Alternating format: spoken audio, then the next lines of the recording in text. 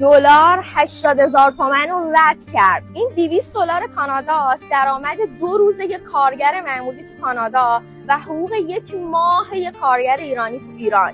با یه دونه از این اسکناس‌ها تو ماه میتونی آخرین مدل آیفون 16 پرو مکس بخری اینجا. ولی یه جوون تو ایران باید حداقل حقوق 10 ماهش رو سیو کنه تا بتونه آیفون بخره.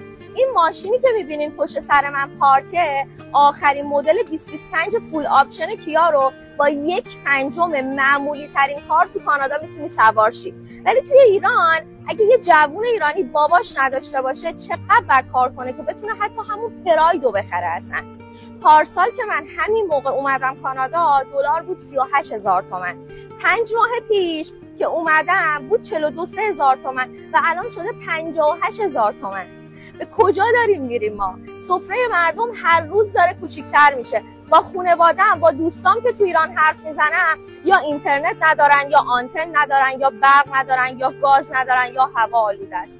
ما از ایران رفتیم، ایران از ما نرفت.